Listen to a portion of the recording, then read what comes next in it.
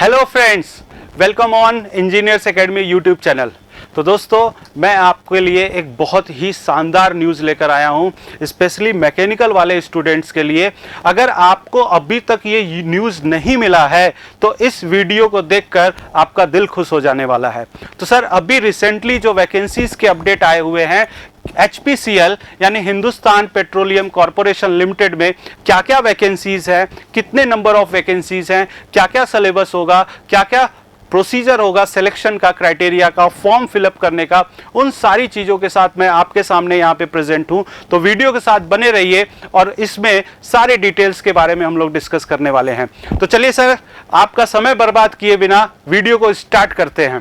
तो सर, सबसे पहले मैं आपको बतलाना चाहता हूँ कि जो नंबर ऑफ वैकेंसीज है, मतलब मैकेनिकल वाले बच्चों को ये सीट देखकर दिल खुश हो जाएगा, क्योंकि मैकेनिकल वाले बच्चों को बहुत दिनों के बाद केवल मैकेनिकल वाले बच्चों के लिए वैकेंसीज आई है 103।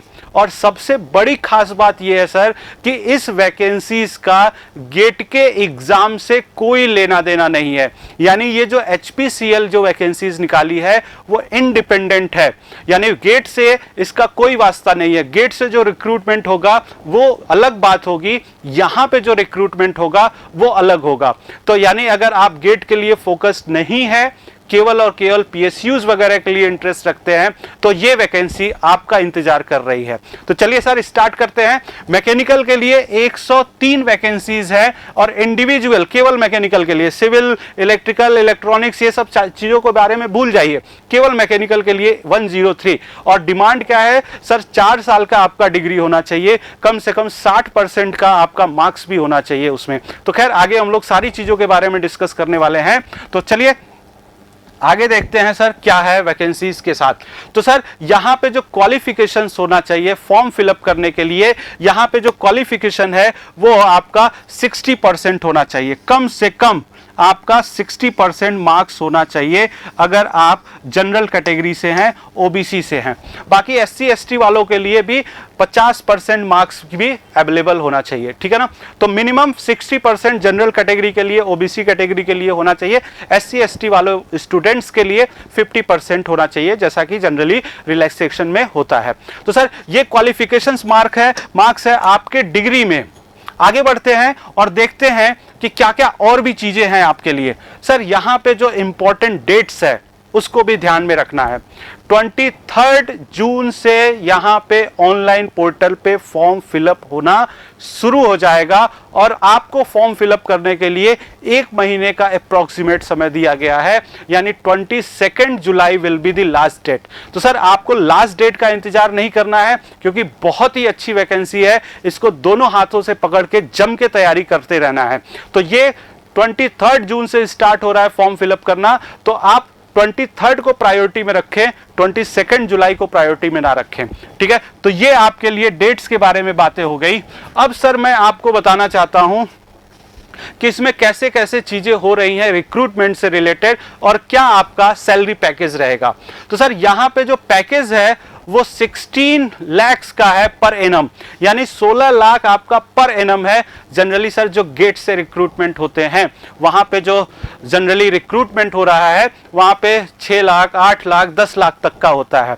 बट यहां पे सर HPCL के थ्रू जो वैकेंसीज आई है वहां पे 16 LPA का आपके पास पैकेज होगा। साथ ही साथ आगे अगर हम लोग बात करें सिलेक्शन का प्रोसीजर क्या क्या होगा, तो सर यहां पे 3 स्टेज है। एक स्टेज जो होगा वो पहले आपका रिटन एग्जाम होगा, CBT के थ्रू होगा, कॉमन कंप्यूटर बेस्ड टेस्ट होगा, फिर उसके बाद ग्रुप टास्क होगा और फिर उसके बाद इंटरव्यू होंगे। आगे मैं इसका वेटेज भी बतलाऊंगा कि CBT का जो रिटन टेस्ट होगा उसका वेटेज क्या होगा, ग्रुप टास्क का वेटेज क्या होगा और इंटरव्यू का क्या वेटेज होगा। तो सर, आगे पढ़ेंगे, बट उससे पहले ये एप्लीकेशन फॉर्म देख लीजिए। एप्लीकेशन फीस जो होगी वो 1000 रुपए प्लस GST होगा, और GST आपको पता है सर 18% की GST है। तो फॉर्म तो है 1000 रुपए का, प्लस GST इन्वॉल्व होके आपका 1180 रुपए का फॉर्म होगा। बट हाँ, SC ST वालों के लिए ये फॉर्म फ्री ऑफ कास्ट है, वहां पे उनके लिए फीस पे छूट दी गई है। तो sir, application form 1000 plus GST यानी 1180 रुपए का फॉर्म होगा। इस फॉर्म को फिलअप करने के दौरान अगर आपको कोई क्वेरीज चाहिए तो HPCL ने आपको ऑप्शंस दिया हुआ है कि इस मेल आईडी पे आप उनको मेल करके आप अपना क्वेश्चंस, आप अपनी क्वेरी कर सकते हैं। ठीक है, मैक्सिमम लिमिट जो है वो 25 साल है और सेफ्टी ऑफिसर्स के लिए 27 ईयर्स है। बट हाँ, जो बाकी कैंडिडेट को, बाकी कैटेगरी के लोगों को छूट मिलती है, जैसा वहां पे छूट मिलता है उसके हिसाब से इसको भी कंसीडर किया गया है। बट जनरल एज जो देखा जाए वो 25 ईयर्स का है। ठीक है, तो यहाँ पे कुछ बच्चों को डिसअपॉइंट हो सकता है, बट मेरे ख्याल से ज्यादातर मोस्टली बच्चे जो तैयारी कर रहे होते हैं वो विद इन दिस रेंज होते हैं, तो आपके लिए यहाँ पे कोई समस्या नहीं आनी चाहिए। ठीक है, आगे बढ़ते हैं सर। तो जो टोटल क्वेश्चंस होंगे, जो टोटल नंबर ऑफ क्वेश्चंस होंगे वो 120 क्वेश्चंस होंगे और आउट ऑफ 120 आपको 85 क्वेश्चंस जो होंगे वो मैकेनिकल के टेक्निकल क्वेश्चंस मिलने वाले हैं और सर 35 क्वेश्चंस जो होंगे वो नॉन टेक्निकल के होंगे। तो 85 questions out of 120 purely technical होगा, 35 क्वेश्चंस जो होंगे वो नॉन टेक के होंगे। नॉन टेक में क्या होगा, इंग्लिश होगा, एप्टीट्यूड होगा और रीजनिंग होगा। तो यानी एप्टीट्यूड, रीजनिंग और इंग्लिश के साथ आपका नॉन टेक्निकल हिस्सा होगा और टेक्निकल हिस्सा आपको पता ही है, मैं अभी सिलेबस के साथ भी डिस्कस करूंगा, वो आपका 85 क्वेश्चंस के साथ होगा। ठीक है, ये आपका एग्जाम का पैटर्न हो गया। ठीक है, आगे बढ़ते हैं सर। अब क्वालिफाइंग मार्क्स क्या होगा, जब आप एग्जाम देंगे, जो आपका टेस्ट होगा वहां पे मार्किंग के बारे में अगर हम लोग बात करें तो सर जो आपका मार्क्स आना चाहिए, क्वालिफिकेशन, मेरिट बाद में बनेगी, आप क्वालिफाइड करना जरूरी है, क्वालिफिकेशंस के बाद मेरिट बनेगी सर। तो क्वालिफिकेशंस आपका एटलीस्ट 50% टेक्निकल में होना चाहिए आपके मार्क्स और ऑन एन ओवरऑल अगर हम लोग बात करें तो पूरे पेपर्स का 60% मार्क्स होना चाहिए, तब आप जाकर क्वालिफाई करेंगे। फिर उसके बाद उन बच्चों की मेरिट तैयार होगी। तो एटलीस्ट 50% टेक्निकल होना चाहिए आपके मार्क्स, आउट ऑफ जो भी मार्किंग होगी उसमें 50% टेक्निकल में एटलीस्ट होना चाहिए और ओवरऑल आपका 60% मार्क्स आना चाहिए, तब जाके आपका क्वालिफाई करोगे, फिर उसके बाद मेरिट बनेगी। निगेटिव मार्किंग नहीं है, ये कुछ बच्चों के लिए अच्छी बात होगी बट कुछ बच्चों के लिए डिसअपॉइंट भी कर सकता है। डेफिनेटली जो बच्चे मन लगा के शिद्दत से पढ़ाई करेंगे उनके लिए थोड़ा सा डिसअपॉइंटिंग की बात है, क्योंकि मेरे ख्याल से ऐसा है, हालांकि अलग अलग ओपिनियन हो सकता है। अगर निगेटिव मार्किंग नहीं है तो थोड़ा बहुत लक फैक्टर इन्वॉल्व हो जाता है, तो पढ़ने वाले बच्चों के लिए या जो पढ़ने वाले बच्चे नहीं हैं उनका अलग अलग ओपिनियन हो सकता है, बट मेरे ख्याल से निगेटिव मार्किंग होनी चाहिए।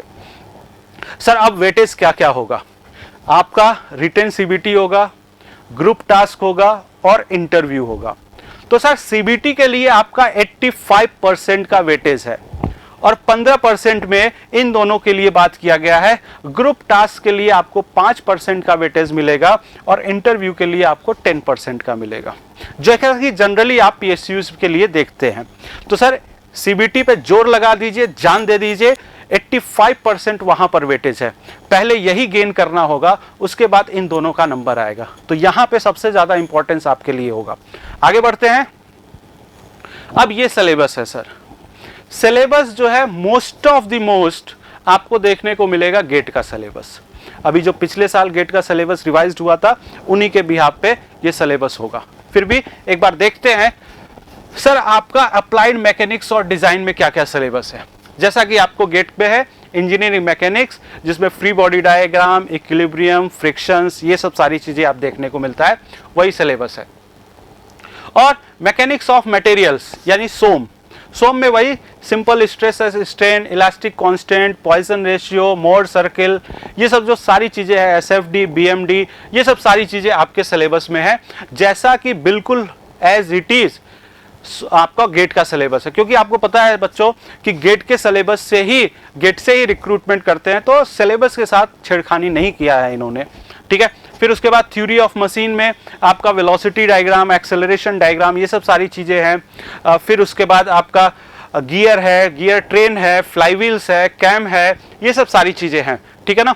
और फिर वाइब्रेशंस है, वाइब्रेशनल में सारी चीज़ें हैं, free body diagram, force, frequency वगैरह निकालना, वो सब चीज़ें हैं। मशीन डिजाइन का पार्ट है, मशीन डिजाइन में स्टैटिक और डायनेमिक लोडिंग है, थ्योरी ऑफ फेल्योर है, ये सब सारी चीज़ें जो कि आपको जनरली देखने को मिलता है गेट के सिलेबस में। ठीक है, आगे बढ़ते हैं सिलेबस की तरफ। तो जो सिलेबस है थर्मल वाले पार्ट का, जो सिलेबस है, जैसे फ्लूइड मैकेनिक्स है तो वही fluid properties, fluid static, bouncy force, hydrostatic force, kinematics, dynamics, hydraulic machine, pipe flow, ये सब सारी चीजें वहां पर इन्वॉल्व है। ठीक है, हीट ट्रांसफर में वही हीट ट्रांसफर जो आप गेट के लिए पढ़ते हैं, modes of heat transfer, conduction, convection, radiation, heat exchanger, fins वगैरह के बारे में बात करते हैं, वो सब सारी चीजें यहाँ पर हैं। ठीक है, थर्मोडायनेमिक्स में बेसिक जो थर्मोडायनेमिक्स है आपका पूरा का पूरा इंटायर बेसिक थर्मोडायनेमिक्स, जिसमें आप डिफरेंट लॉ पढ़ते हैं, प्योर सबस्टेंस के बारे में पढ़ते हैं, अवेलेबल अनअवेलेबल एनर्जी पढ़ते हैं। साथ ही साथ पावर प्लांट में अगर बात करें, आरएसी में बात करें और आईसी इंजन में बात करें, एप्लीकेशंस वाले पार्ट भी एज इट इज आपके जैसा कि आपके गेट के सिलेबस में है वैसा यहाँ पर है। ठीक है, और आगे बढ़े हम लोग मटेरियल साइंस, मैन्युफैक्चरिंग और इंडस्ट्रियल इंजीनियरिंग में, तो बिल्कुल वही सिलेबस है, कास्टिंग, फॉर्मिंग और जॉइनिंग प्रोसेस जो वेल्डिंग वगैरह में इन्वॉल्व होता है, मशीनिंग और मशीन टूल ऑपरेशंस है। सर यहाँ पे ध्यान देने वाली बात यह है कि मेट्रोलॉजी और इंस्पेक्शन वगैरह भी है, कंप्यूटर CIMP वगैरह भी है, तो कैड और कैम के भी क्वेश्चंस आएंगे, प्रोडक्शन प्लानिंग और कंट्रोल है, इन्वेंट्री कंट्रोल है, तो ये सब आपके सिलेबस हैं। सिलेबस को ध्यान से देखते हुए प्रिपरेशन करना है और रिटेन CBT के लिए बिल्कुल जान लगा देनी है। ठीक है, तो दोस्तों ये मेरी तरफ से पूरी की पूरी आपको HPCL के लिए जानकारी थी। मतलब मैकेनिकल वाले बच्चों के लिए तो दिल खुश हो जाना चाहिए और सारी दुनियादारी भूल के आपको बिल्कुल लग जाना चाहिए, क्योंकि इससे अच्छा मौका नहीं मिलने वाला है। क्योंकि आप देख रहे हैं ज़्यादा से ज़्यादा PSUs जो है वो गेट की तरफ जा चुकी हैं और गेट के थ्रू जो वैकेंसीज भी आ रही हैं वो रिलेटिवली पहले से कम आ रही हैं।